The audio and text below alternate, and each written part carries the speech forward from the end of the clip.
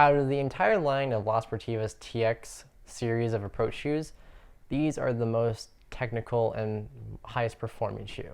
Now, if you couldn't tell, these are the La Sportiva TX guides, and these are the synthetic upper version. They do make them in a leather version, I think just released like a year or two ago, but these are the synthetic versions.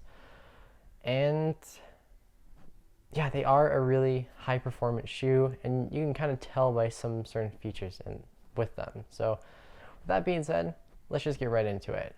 So for starters, just looking at the shoe in general, they definitely look like a performance orientated shoe. I mean, you have even like a dual compound outsole, which is not done a lot. I mean, La Sportiva's mountaineering boots do it with some of them, like the G Tech, but to have that in an approach shoe, it's kind of rare. And then you also have this lacing system, which is inspired by the Mythos lacing on their climbing shoes, and it goes all the way to the toes, which is super nice for like fine-tuned adjustment to where you need a little bit more width and where you need it to be a little bit more narrow.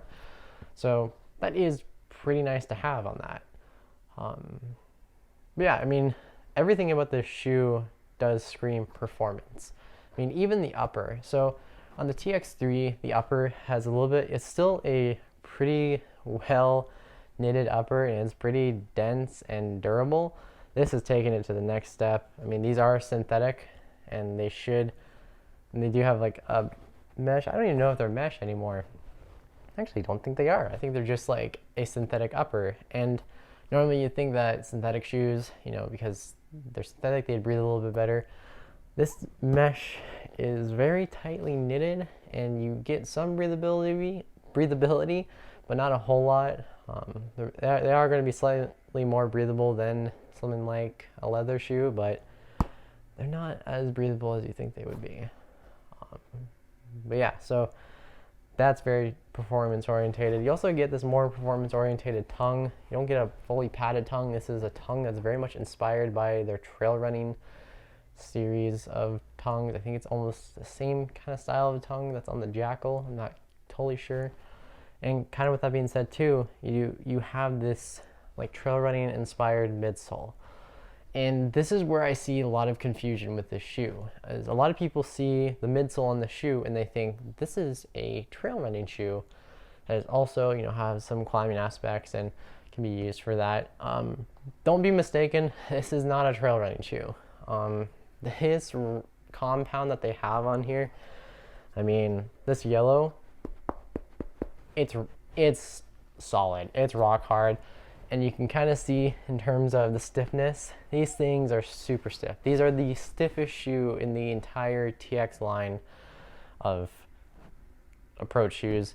And they're stiffer than most, if not all, of La Sportiva's trail running shoes. So what that means is you don't have a lot of good cushioning underfoot for running. And it's that impact of running that definitely gives you more foot fatigue when you try to use these for trail running. I've done it a few times, and I do not recommend it. Your feet start to hurt after a while just because this is more, the midsole is more of like a platform. They got that stiffness from the midsole. There's no shank in here.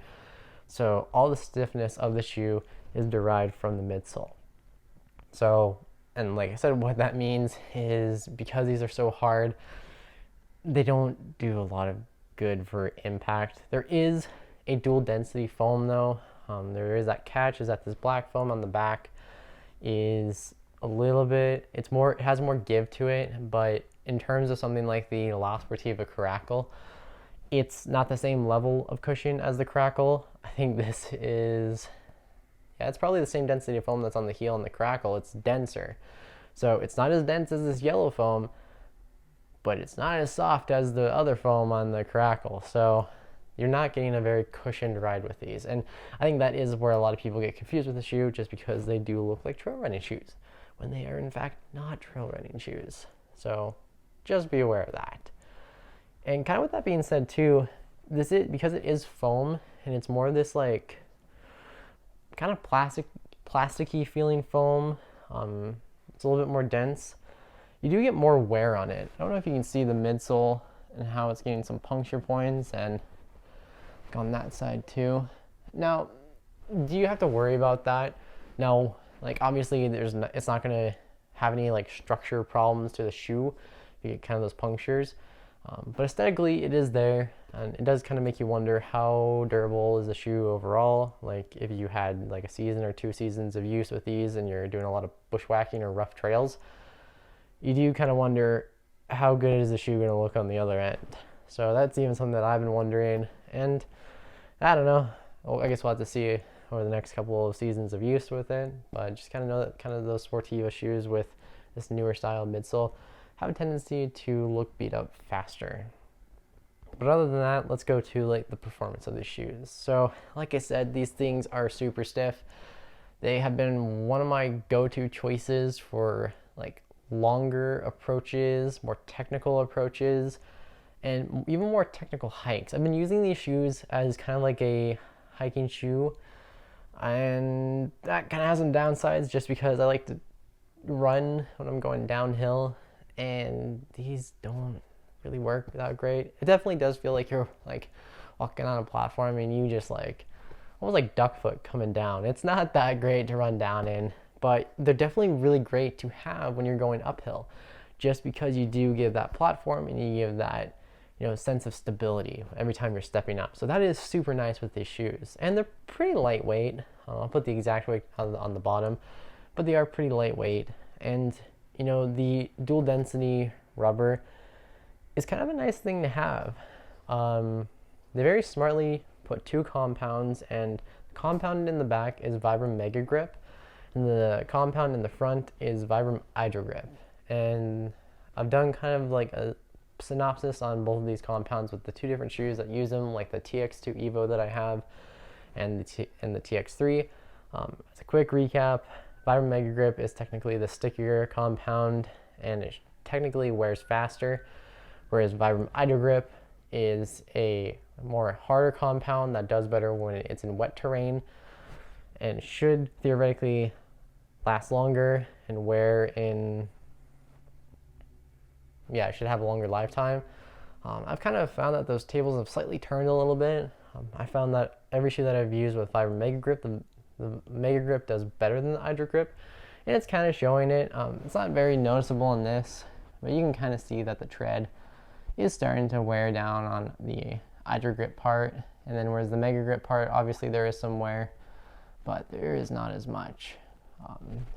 And I don't really use these shoes a lot for like walking around town, even though they are kind of styled that they could be it. I really do use these more as like a technical shoe, either for approaches or for hikes.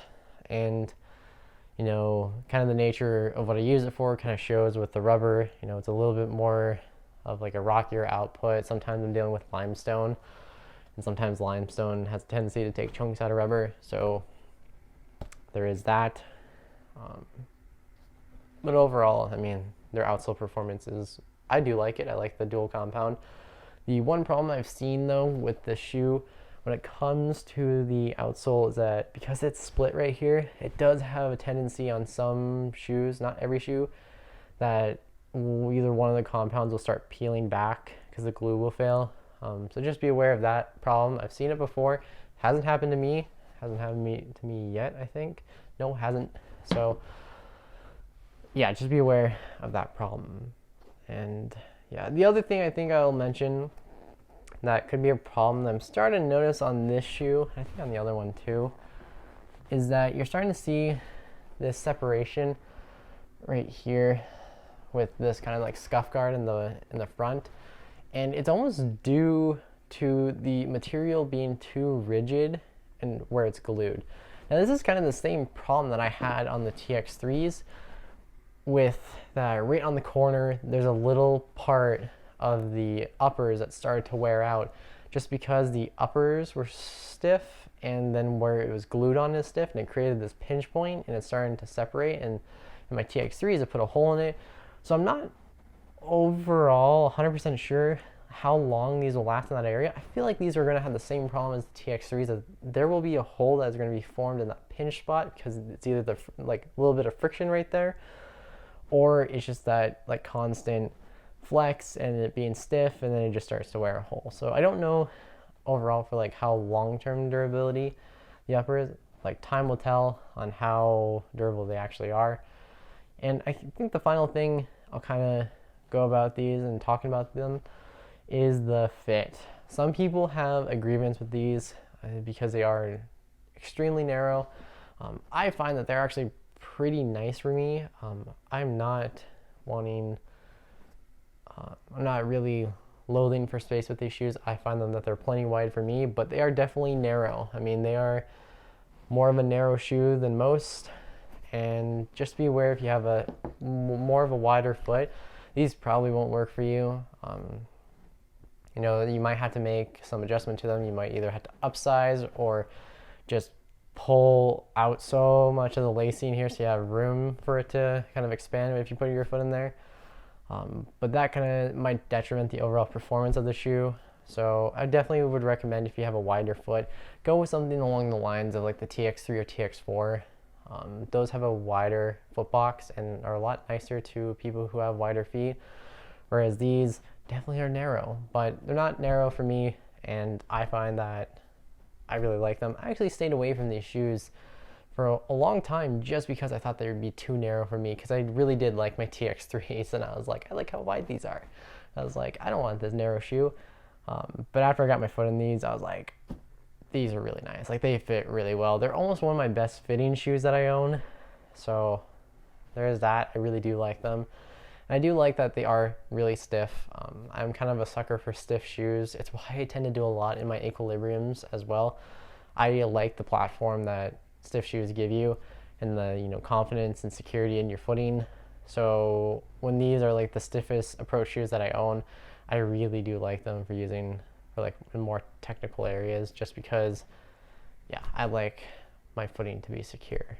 And, you know, it is nice because you can go off some pretty small edges and feel pretty confident stepping up on them, because you do definitely have more of a platform. I think these even might be stiffer than the boulders. I'm not 100% sure, but I think they are. So even if you're trying to like climb some static line or maybe do some aid climbing, these shoes might work really well for that. So yeah, just kind of be aware of that.